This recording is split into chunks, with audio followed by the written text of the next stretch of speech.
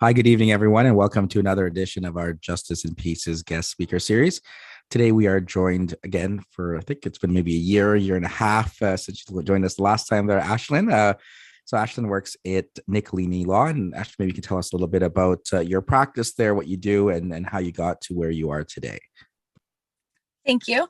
Yes, I think it's been about a year and a half now. Very long time, flew by. So thank you for having me back. I have worked at Nicolini Law Group as a senior paralegal for about 7 years now.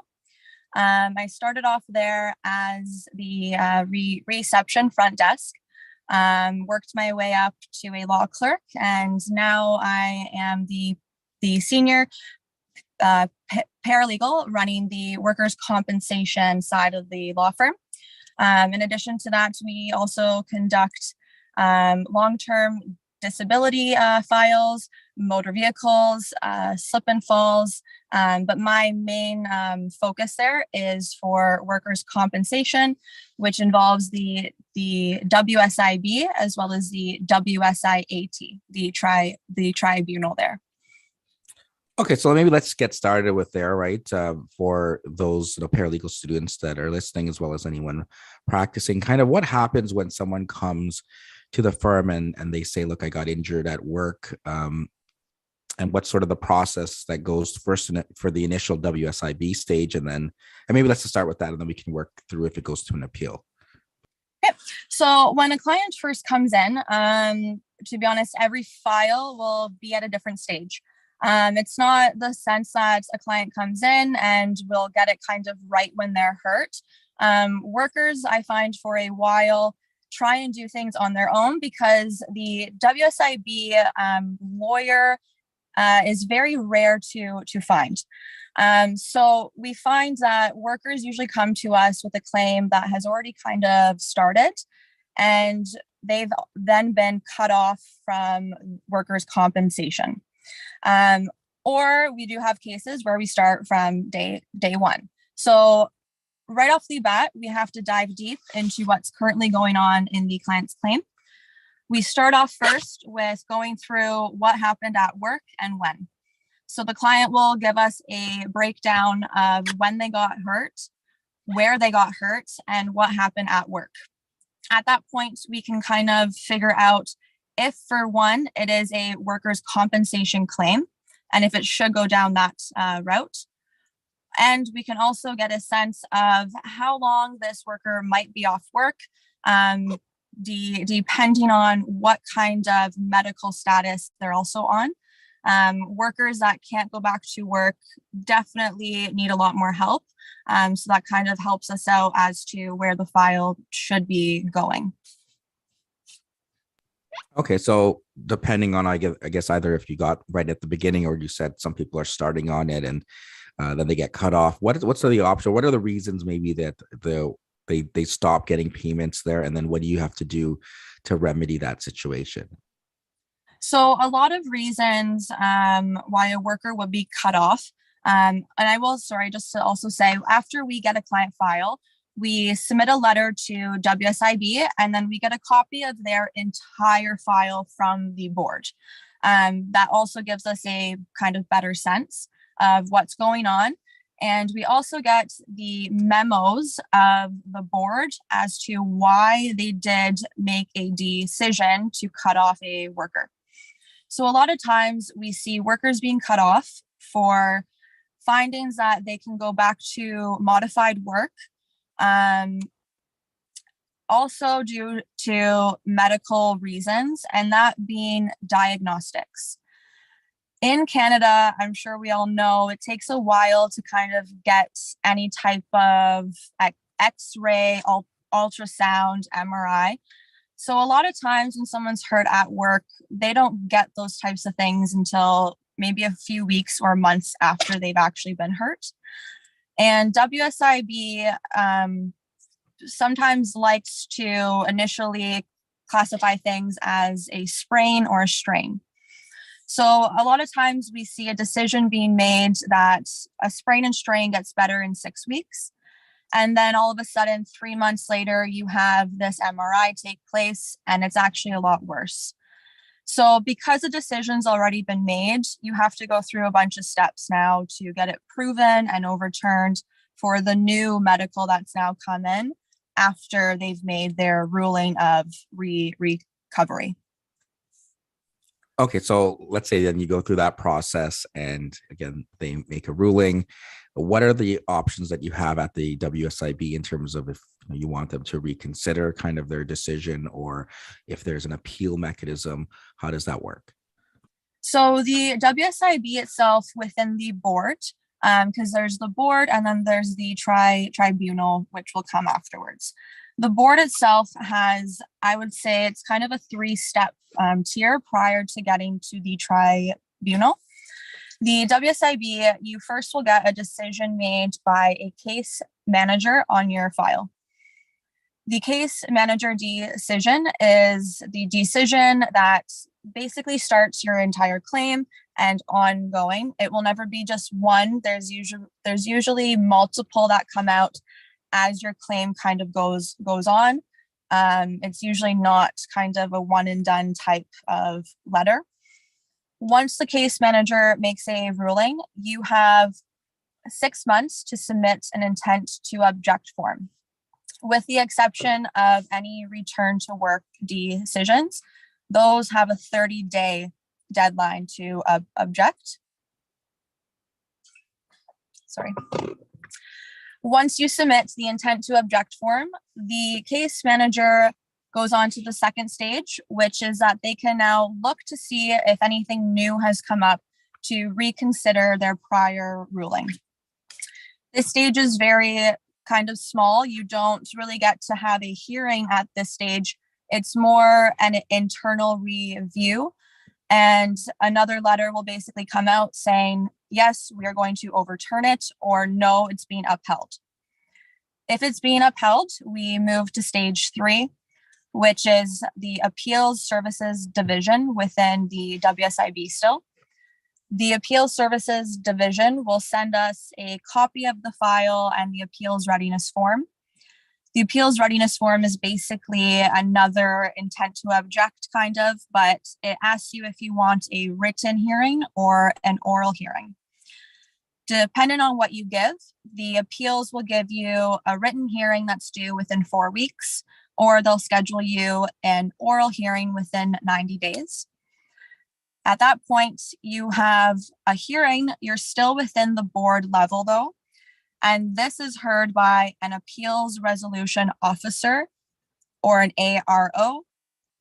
You conduct the hearing and they have 30 days to make a decision on whether or not they're going to overturn the case manager's ruling.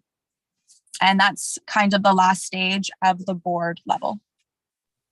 Okay, so if you go through all that, I mean, those 3 steps then, and if the ARO there, the appeals resolution officer, does not, or maybe they may change slightly, but nothing to your satisfaction, or they just completely upheld the decision from the caseworker there at the beginning, what are your options at that point?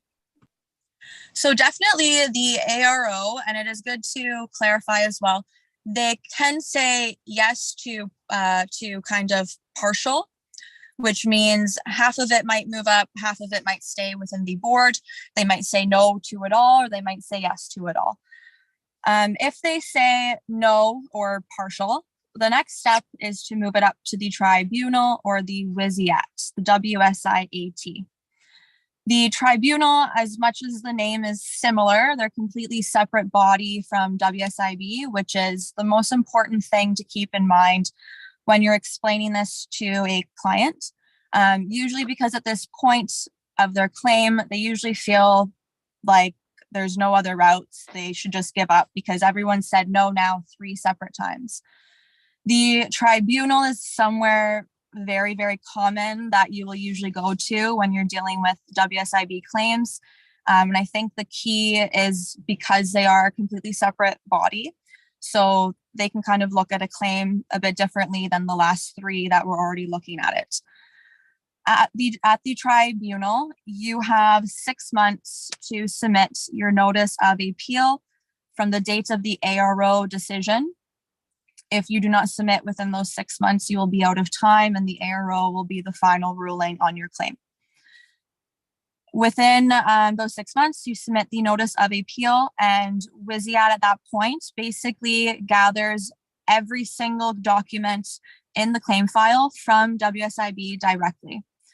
That's kind of the bonus of the tribunal, is they will gather and get everything ready for you for the hearing. So all you have to worry about at that point is anything additional that's not at the WSIB to submit to them, and they will gather it up and send you a package for the hearing. After they know that you're ready to move forward, what comes out is a readiness form. It's a 1-page form that your client will sign, noting you are ready. There's nothing outstanding at the board, and we're ready to move forward with this. We will then get a copy of the binded WSIB file. It will be page number stamped so that you can refer to it at the hearing and everyone knows exactly which page we're on. And you don't have to do any of that kind of work, which is a bonus because it can be very time consuming already going through the entire record. So that is a very, very good thing. The WSIAT will also give you the policies that are relevant to the file as well, and that'll all be noted in the package that they send to you. The package that they send to you will have another form, the confirmation of appeal. This will also confirm whether or not the employer is deciding to participate. If they are deciding to participate, you have to forward everything to the tribunal as well to the employer rep. If they are not participating, it is just you and the vice chair at the tribunal time when the hearing comes up. Basically, at that point, the tribunal will then send out a hearing ready letter, which will give you kind of a snapshot of every single issue that is going to be heard at the hearing. Once that is confirmed, the tribunal will then schedule the hearing date for you. And you have up to 3 weeks before that hearing deadline to submit any medical documentation and income, anything that you need for the case. Anything submitted after the 3 weeks, you will have to bring up as a preliminary issue and ask if you are able to submit this and give reasons as to why it was not available prior to the 3-week deadline. Okay, so now what's like the hearing process? Now, I know you mentioned that sometimes the employer may participate, and I don't know how often that is, but what would their participation be? Let's say first of all, and then we could talk maybe about how the hearing process works at the WSIAT. So the employer will participate definitely in different cases, depending kind of where the claim is at. WSIB has a policy where an employer is obligated to re-employ you for a certain amount of time, dependent on the size of your business. There's different rules. It's usually up to 2 years from the accident date. If your employer does not re-employ you, offer you modified work, try and work with you, they could be found of a breach of re-employment under the WSIB policy. Other than that, there's also cases where the employer may have offered modified work and the worker is stating that they cannot go back to that modified work.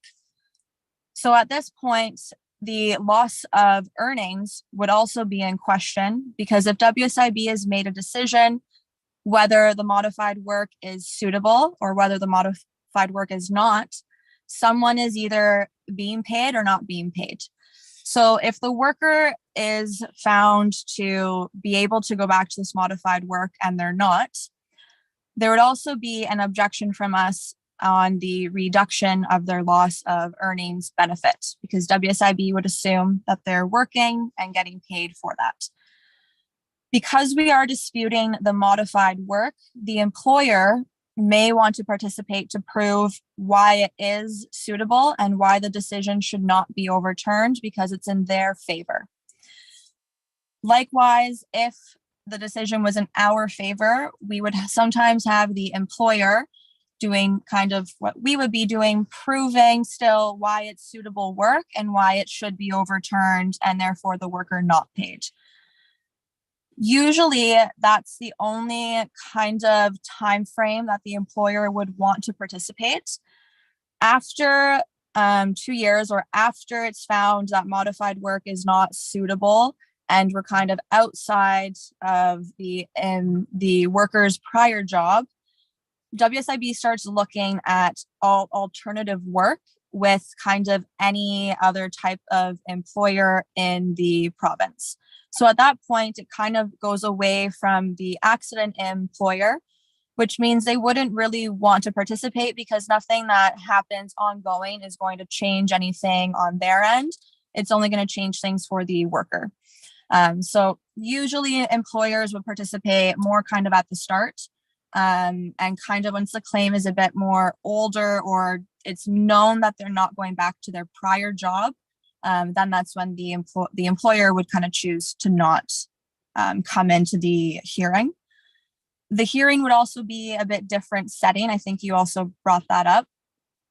The WSIAT hearing, when it's just you and your worker, is typically just before one vice chair. It's just you, your worker, the vice chair, and that's it for the hearing.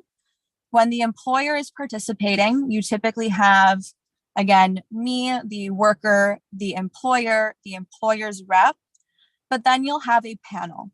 So you'll have a vice chair, but then you'll also have a chair for the worker and a chair for the employer. So that way, when the hearing is done, they can kind of both give either side, and it kind of presents a non-biased way because you have one rep on each side, one for the employer, one for the worker, and then you have the middle ground vice chair. And okay, so let's look at, I guess, either of those there in terms of how to prepare for a hearing, how it works. So at the WSIAT, even though it's an appeals tribunal, it's not just purely arguing, they made a mistake at WSIB. There'd be an opportunity to bring up any fresh evidence, or how is the proceedings versus, a typical, let's say, an appeal, maybe in court or something like that. So when you're at the tribunal, any piece of evidence in the way of medical witness statements and income, anything like that, has to be submitted 3 weeks before the hearing. That's the only way to kind of get anything new in there. At the tribunal, you can't bring up issues that are not under the hearing agenda, as the tribunal will not have jurisdiction to cover them. So WSIB needs to be very, very specific when their decisions come out, because it could be as even minor as a decision came out that says the worker is not being paid a loss of earnings for a certain date because of modified work. That does not warrant you to talk about modified work ongoing after that date, loss of earnings after that date. You can only talk about it for that one specific date. You would then need to go back and ask WSIB to give a clear decision that the modified work is suitable ongoing to present or ongoing to 65, so that the tribunal would have clear jurisdiction to discuss that fact. Likewise, if you had one issue of a loss of earnings denial at the tribunal, and let's say you were going for a psychological condition still at the board, because you can still kind of have it half and half. If you went to the hearing for the tribunal and your psychological decision had not come out yet, you wouldn't be able to even talk about it at the tribunal, because they don't have jurisdiction to comment on it, on anything that hasn't been rendered by WSIB yet. So you really have to make sure that your file is 100% ready to go. Everything is there, and it's very clear what the issues are, because the tribunal is very stuck in their jurisdiction and they can't step over the board's toes. And they are very not picky, but they definitely want to make it that they're not for sure stepping on anyone's toes. Okay, so let's look then at either of those options there in terms of if the employer is there or if it's just with the vice chair. And maybe you could share some tips here in terms of advocacy and in terms of representation of your clients, being before the tribunal there. And certainly over the last couple of years, with things being done differently, how that's been. So maybe you can just share kind of from your experience there and any advice there in terms of being a good advocate for someone before the tribunal. For sure. So definitely when you're at the tribunal stage, it can be scary for your client. It's the last point for their hearing. They definitely understand that. And it can be a big deal, obviously, for them. And they can be very, very nervous. I did find prior to Zoom hearings, it was a lot more nerve-wracking for the clients because they were actually there in person. I find they're a bit more comfortable, whether it be at their home or if they're doing it at our office. I find them just a bit more kind of at home and a bit more able to testify in the way that we prepared them for. What I can say is if you're doing at least specifically WSIB, because the WSIB gives you that kind of little hearing at the board level still, that is a great chance to have your client have a little kind of practice run through. Because the WSIB hearing is smaller, less informal than the tribunal, and we know there's another chance, it gives the worker another chance to give a good run through, practice, see what went wrong for the next time. And I feel the more we've done that with our clients, the better they feel when the tribunal hearing comes, because half of the things that we've asked them, they already know. We've already gone over it with them, whether it be a few months prior versus maybe it's been years and years and years that we've been waiting for the hearing to actually come. So it gives them a really good run through. In addition to even that, workers at WSIB, I'm sure even at the LAT as well, they feel like the insurance company is specifically attacking them. So I do like to reassure every client that this is not specifically about you in your file. We see this happen a lot of times. Kind of reassure them it's not WSIB coming after them specifically, because it can feel that way. It's more explaining to them how they have to do their job, why they do certain things, and why we are here to reassure them and make them feel better and overturn this. We also really stress the point that the tribunal is a separate body from WSIB.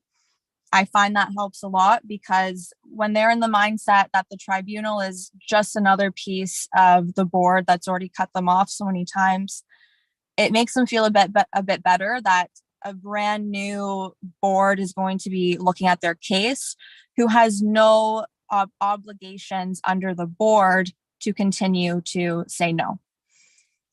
I find preparing the clients more than once is also definitely a great thing to keep in mind, especially because they will be nervous.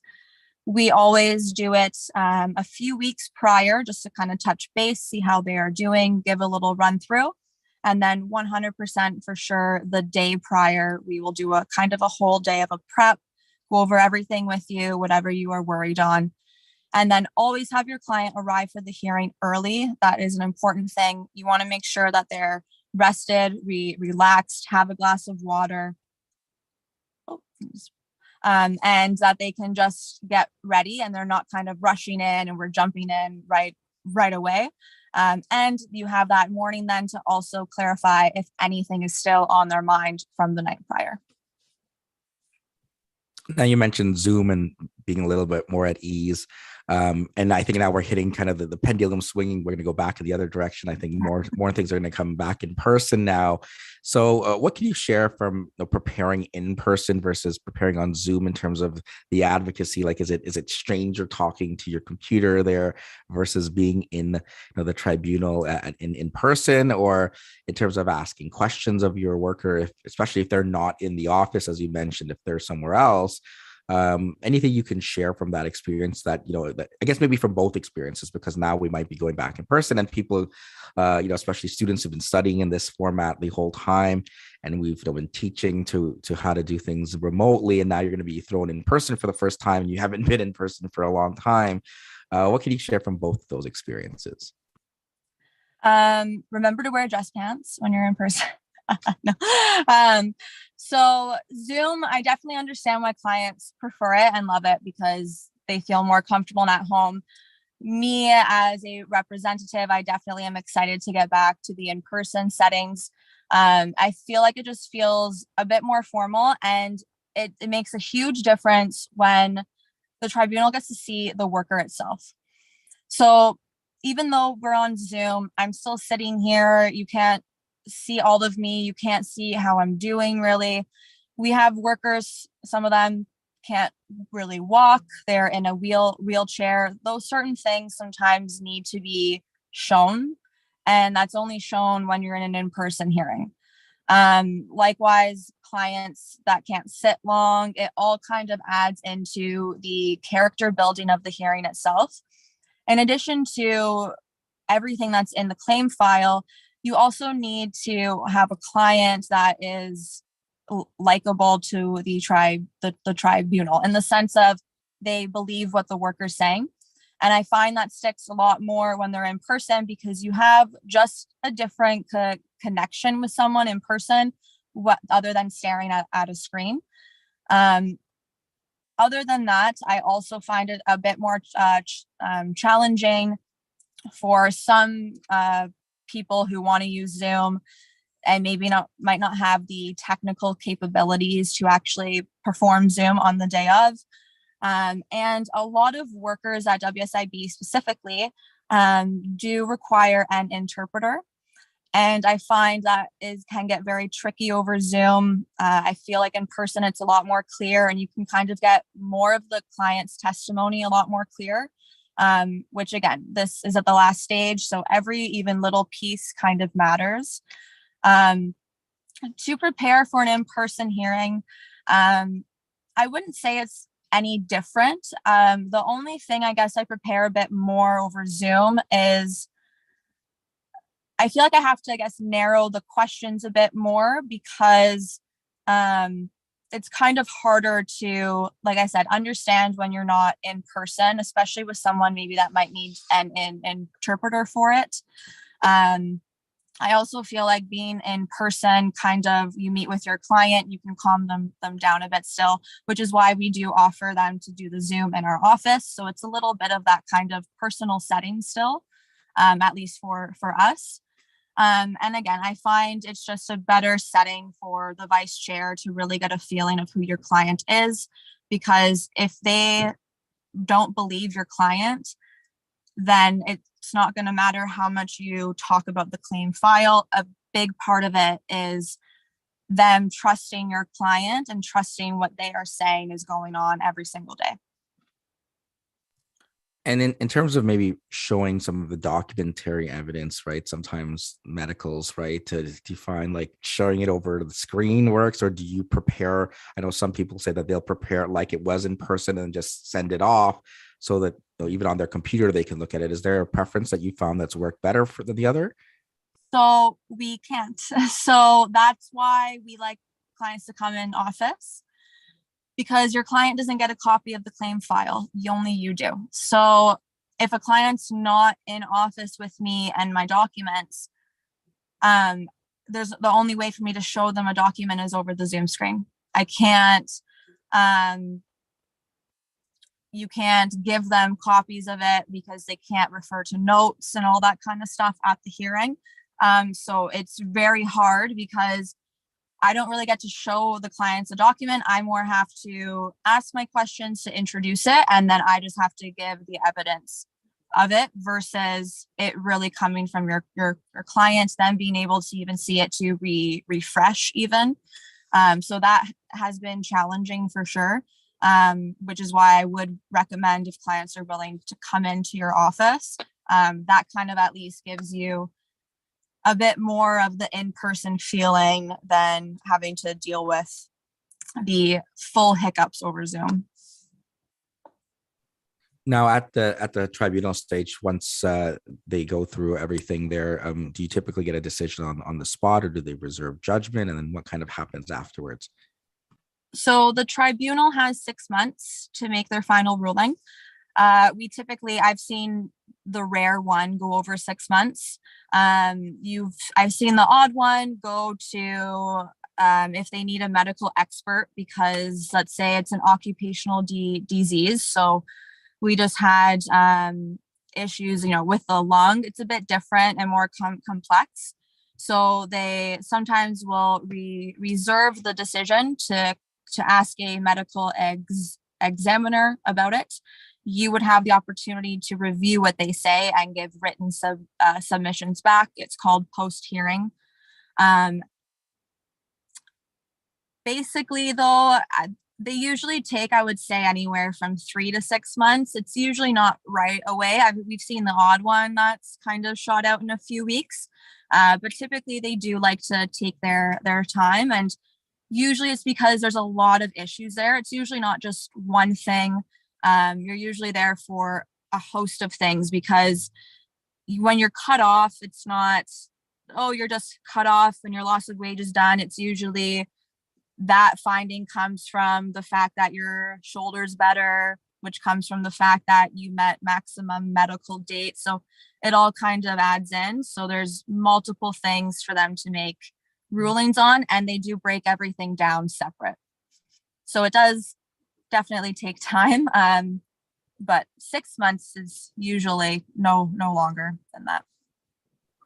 And is it any common? I know we've gone through, the 3 steps there from the WSIB stage and now come to the tribunal. But do you see any times, any appeals or judicial review to divisional court or anything like that happening typically, or is that kind of rare or extremely rare?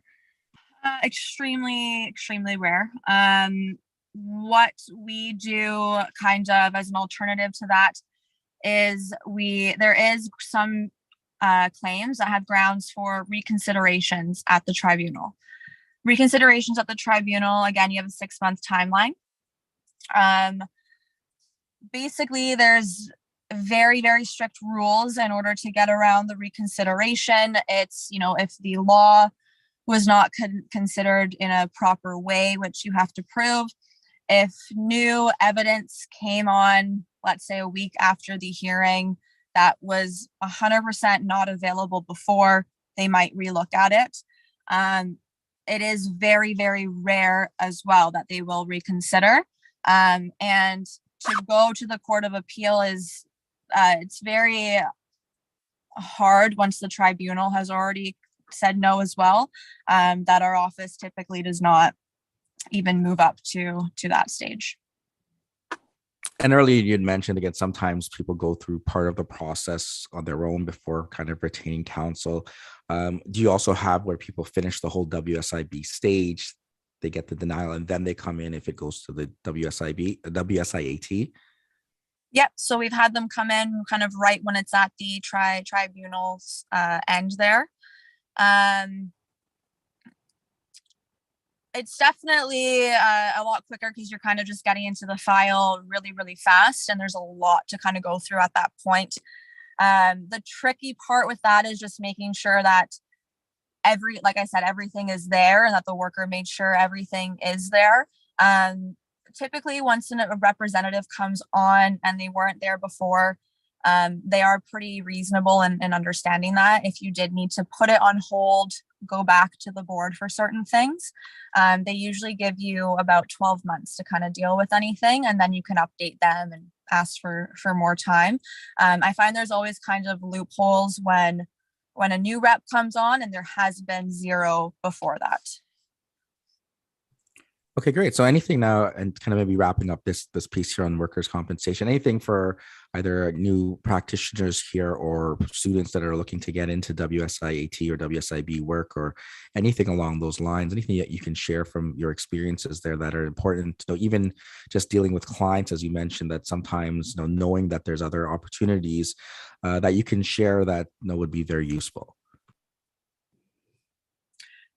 So definitely if you're looking into getting into WSIB, keep the hunt going. I know it's very scarce to kind of find a law firm that does do workers' compensation, but I will say paralegals are definitely needed. As a paralegal, you can do everything up to the tribunal hearing. You're kind of like a little lawyer in that kind of sense, which is fun. And that way you get to carry a file from day one all the way to the hearing stage. You don't have to hand it off. So if you're even thinking about opening like your own practice in the long run too, the WSIB is definitely lots of work. It's never kind of going. Everyone's going to be working. And unfortunately, a lot of workers do need help that they don't know is there. It's quite sad even sometimes seeing a file and people thinking they don't have any help, and it's by luck that they do find a law firm because of word of mouth. So it is definitely something, if you're looking to help people and you really want to get them benefits that they should get, it is definitely an unlimited kind of area where you will have a lot of work, and you'll get clients by word of mouth as well. What I can say for tips of talking to clients, especially not even just in the WSIB realm, but especially within insurance, is to definitely try and be as sympathetic as you can, as hard as it may get. Clients mean well all the time, and sometimes it doesn't present in the best way, but they're not trying to be hard on you. It's that WSIB will have claims going on for years and years. I have some claims that date back to 1995. So you're dealing with people that are in the system for so long, they feel like they're at their end, and you really just need to be sympathetic with them. And as I said prior, I try my best to make sure that the client knows no one is attacking them specifically. And I feel like that helps a lot. Just going through even having them understand the whole process of how workers' compensation works. I feel like when they get off that phone, they're a bit more understanding and thankful to you that, one, you've told them what's going on, how things are going on, and two, you're explaining kind of why they're doing this to the client that makes sense in a policy insurance way versus the client itself as a personal attack, because I see that in more clients than not. And it's just trying to be there for your clients as much as, I know we don't have a lot of time in the law firm place here, but it's as much as you're not cutting them off, you're still going to be there listening to them, maybe scheduling more calls with them often, that you're not sitting on the phone with them for, a 2-hour phone call, because you also don't want them to feel that they are annoying you. So you kind of have to keep that in mind, because they've been feeling that way with WSIB forever. Honestly, the more you talk to your client, the more that will fuel you to do better in your hearing, and really get to the bottom of what's going on. So I feel like you should never miss an opportunity to kind of speak with them and understand kind of where they're coming from.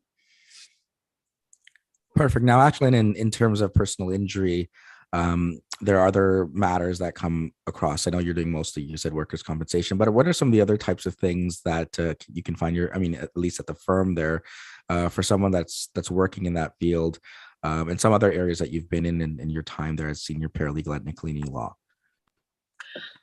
So there is LAT hearings. So I have never personally gone to the LAT hearing, but it is kind of a bit different in the sense of you will kind of be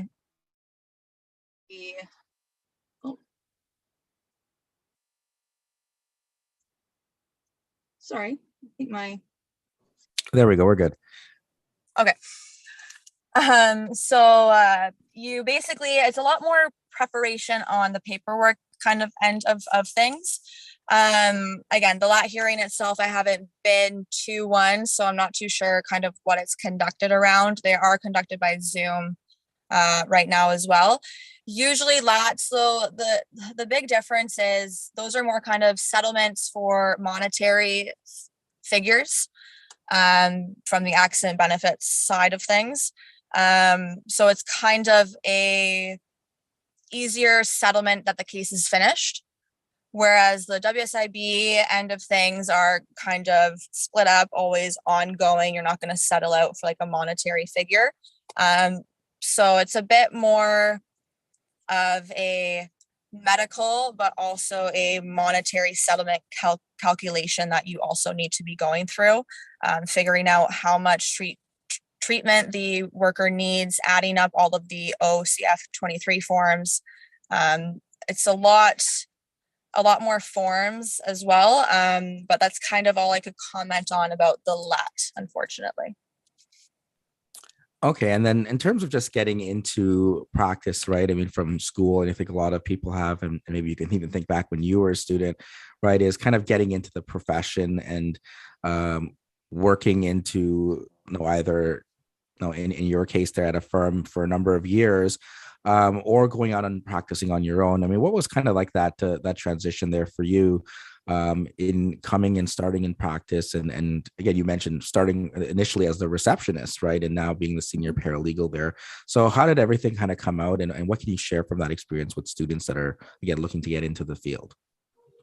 Well, I definitely got lucky in the sense that the law firm I started at was a brand new small law firm. So we were already kind of building all of our way up. So that's kind of the difference there. I know not everyone's going to have that kind of small law firm where they're starting out in. But what I can say is, regardless of that, don't kind of sit there and wait for the perfect job that pops up. That will take a long time. And because you're students starting out, you need to keep in mind that you're going to be starting out somewhere smaller. You're not going to start out as a paralegal. You might not even start out as a law clerk. You might start out as a junior. You might start out as an assistant, and you might start out as a receptionist. Every single piece of that experience is going to help you and be so beneficial to where you're wanting to get up to. Without having kind of my steps, I don't think I'd feel as competent and confident in my job as I do right now, because I was able to push through every single step, and I learned every single thing that the step of the way, that not only do I know what I'm doing in my job, but I also kind of know what type of people I want in the other jobs because you've now done them. Which also comes to mind if anyone's looking to start their own business. That's also something that is a bonus, kind of learning from the ground up. In addition to that, getting your foot in the door is so important. Even if you can get there as an assistant, don't think that there's not going to be any room for you to ever move up. It's important to definitely ask that in the interview stage, so they can tell you right away. But definitely, I would say don't shy from any of those kind of job postings. I also highly recommend having open communication with your boss. Again, I am lucky in the sense that my boss is amazing, and he always has told us from day one, sky is the limit for any of us. With that, there are times where even with my boss, I'm maybe kind of waiting for him to come and talk to me, how I can move up. But as bosses, you get busy. And now I also know too, moving up, you get busy too. So if you're at a point in your job and, maybe you and your boss haven't touched base in quite some time, but you've been working really hard, you feel like you could maybe move up and you're ready, I definitely stress welcoming that conversation. There is nothing wrong with telling them that you're willing and open and ready to try taking on new or higher up things. Because if they say yes, that's great. They now know you are are pushing, you are ready to work, and you're ready to move up. But on the flip side, let's say they say you aren't ready. They might give you feedback though. Well, you know what? We do want you in this role. Maybe work on X, work on this. And that's important, because if you don't have that open type of communication with your boss, you're never going to know what certain things you need to work on to even excel in your job.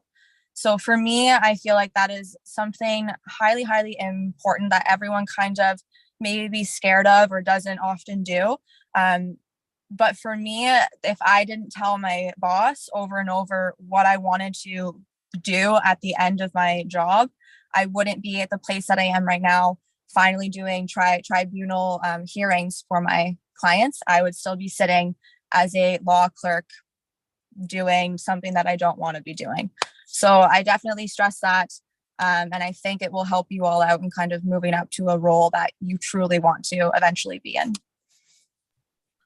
Perfect. So, Ashlyn, thanks so much for joining us again. And certainly even your boss there has come and spoken a few times as well. So always like hearing from Adrian and everyone there at Nicolini Law. If you can close here with some final words of wisdom for the students and anyone listening about WSIB, WSIAT work, or anything in general there. And thanks again for taking the time to join us today. Thank you.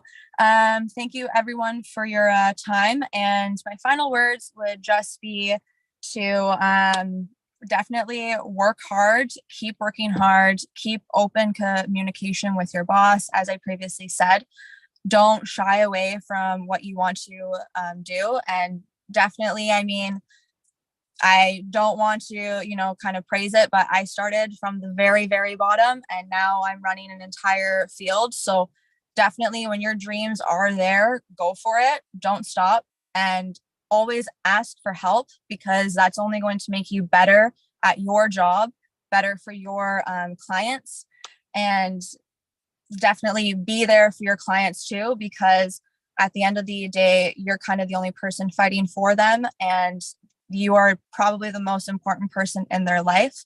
And it's very much important to keep in mind as you're going on and fighting for them in their claims. Perfect. So thanks again, Ashlyn. Thanks everyone for tuning in. Take care, everyone. Thank you.